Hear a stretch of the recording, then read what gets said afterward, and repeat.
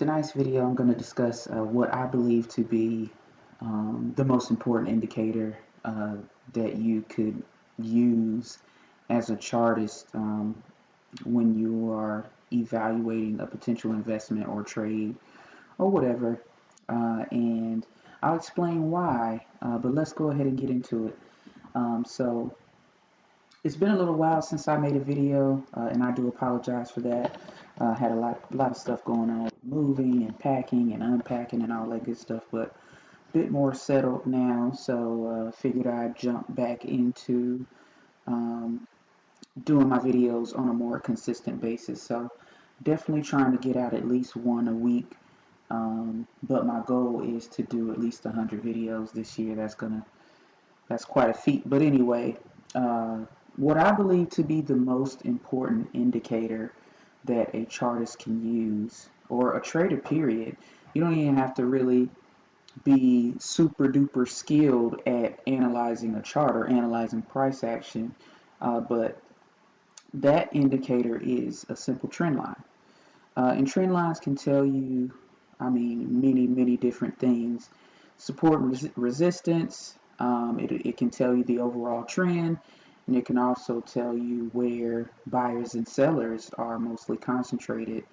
And you know, it takes some practice. I find that a lot of people overcomplicate it, and my students included, or participants in my workshop included. But I try to make it very clear that trend lines, key levels, support and resistance, I kind of use them interchangeably depending on the context. But I have Alibaba on my screen here, and I just kind of chose it at random simply because it's one that I haven't looked at for quite some time. So try to ignore these old trend lines. I tend to be fairly attached to trend lines that I draw, simply because we know that when it comes to price action, humans, we behave in patterns, and so charts are no different. So if people were selling at 320, then more than likely that's going to be a historical level to consider moving forward as that price approaches 320. So here's I just want to kind of do a demonstration of the power of a trend line, or at least I hope that this gets through to you guys on how powerful a trend line can be. So usually I start with a higher time frame, and then I'll scale in to the lower time frame. So those higher time frames are going to give me that overall context, going to let me know what the overall trend is. I can identify levels of support and resistance overall within that trend, and use that information in my trading plans, moving forward, especially if I'm, let's say I'm considering a short swing trade on Alibaba, and the price is sitting at support on a key historical level. There's a good chance that it's going to bounce there at that key historical level, depending on any type of material information coming out in the news. Let's say there's nothing really material coming out to make you think that the price may not bounce at that level. So if I'm considering a short swing, I'll probably be buying at that key historical level, and you'll probably find that you'll win or profit more often than not just doing that, keeping it that simple. So the overall trend prior to this crazy fall, or this crazy drop in the markets for Alibaba was this. I'm just going to make this a different color because I don't like to confuse myself with a bunch of different trend lines, so I like to color code them, and shout out to Mario for that idea. So usually for my overall trend, I do like a dark purple trend line. So when I'm looking at, even though I may not be looking at the monthly chart in this instance, maybe if I'm day trading, I'm looking at a 1 hour chart, I can still see where the price is in relation to that key historical level on the monthly chart based on my color coding. So prior to this breach here back in July, this purple line was the overall trend on Alibaba, and as you can see over the years, and this is a 10-year monthly chart. So every time that the price hit this trend line, it bounced. So I mean, every single time up until July of 2021, Alibaba would bounce when it tested this trend line. So you see how simple that is there.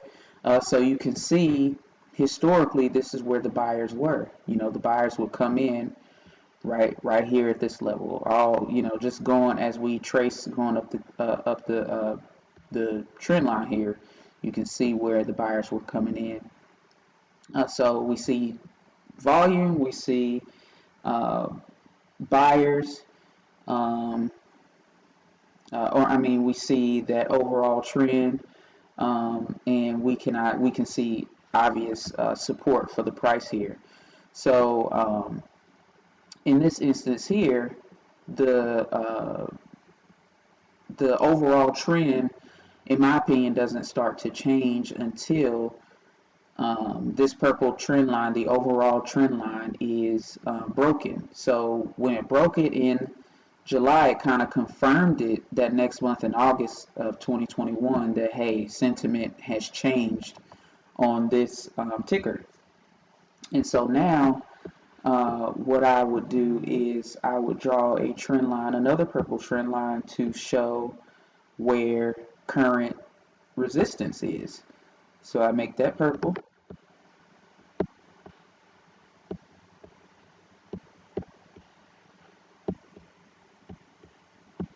and boom. So moving forward, every time I look at Baba, I've trained my mind that when I see that purple trend line, I know that's my key historical level. So I could sell every time it pops up to this area. And until I see sentiment changing, I could continue doing the same thing. And so this trend has been going on for quite some time.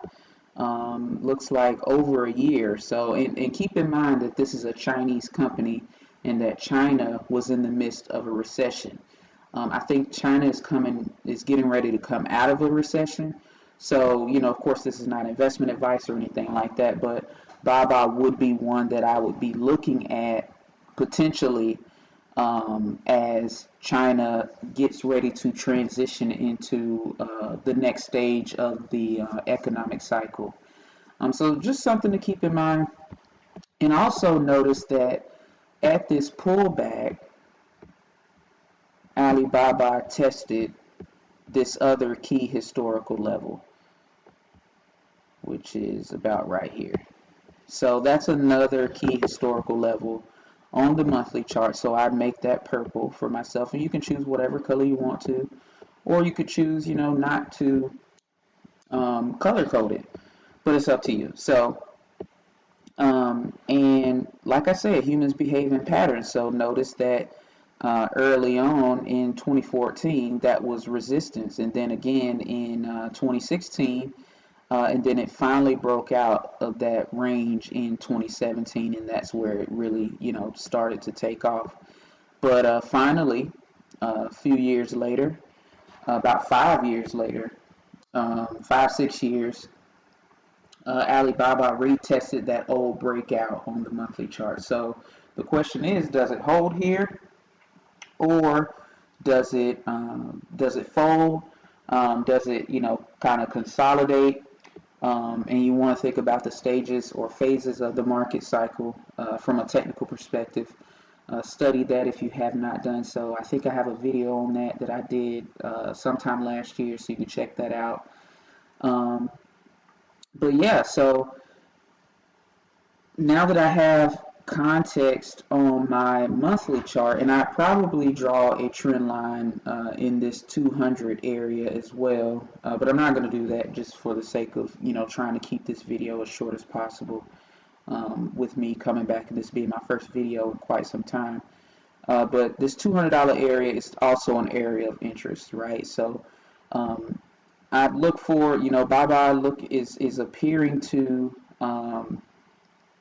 It's looking like it's starting to flatten out a little bit. So I pay attention to that too. So I watch about 112, 110 to the downside, and of course I watch this trend line to the upside, moving forward as we progress throughout the year. And then I would go down to its weekly chart, and I would do the same thing. Only I would make my trend line a different color. And so the weekly chart gives me a bit more context, and automatically I see a descending channel here on the weekly chart. So I'm going to make this, maybe I'll do like a blue or something, just to distinguish where support is on the weekly chart. And again, I was saying that on the monthly chart, it was looking like it was starting to flatten out. You can see here, the price is being kind of range bound, um, right near support. So what I like to do is draw a box just to show that range, and I extend it out past that resistance on the monthly chart just to see, just kind of keep an eye on and give myself a visual reminder that, hey, this is the range that Alibaba is currently trading in on this particular time frame. So yeah, so with the weekly chart, this is the area that I'd be most concerned with. It's been in this descending channel for quite some time, like I said before.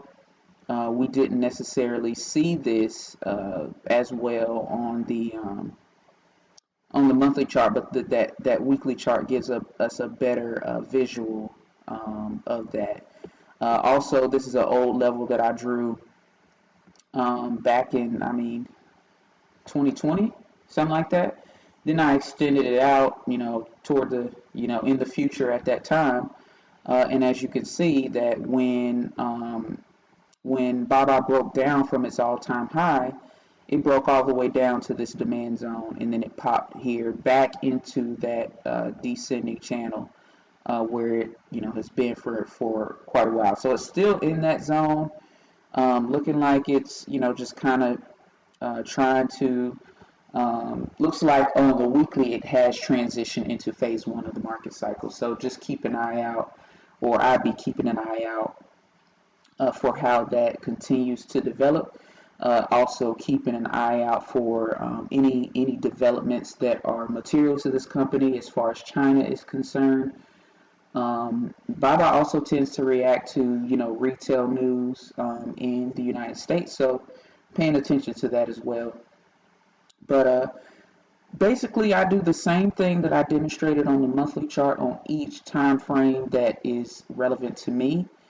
Um, and that allows me to build a picture and get a good idea of what's going on overall, as well as what's going on from a macro perspective and what's going on from a micro perspective with the price action in this with any given ticker.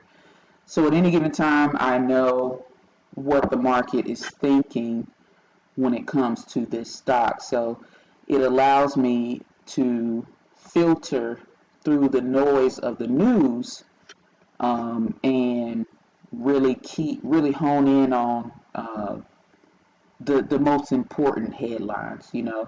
So that's one thing that learning charts has given me the good fortune of being able to do, and that's figuring out what news is just noise or what news is really, really significant and can really cause a change in sentiment on a ticker. And then even on the micro perspective, um, filtering through news that just offers that knee-jerk reaction that can offer you some opportunities for a day trade or a short swing, um, you know, from that perspective. So, if you guys have any questions about trend lines, if you want to prove me wrong, I welcome it all. But I'm grateful that you guys have stuck around with me and continue to support and watch and subscribe. Please share this with a friend. And if you'd like for me to discuss any other topics surrounding technical analysis, I'm happy to do so if I'm able. or point you in the direction of someone who could better assist you. But thanks for watching, and I'll catch you in the next video.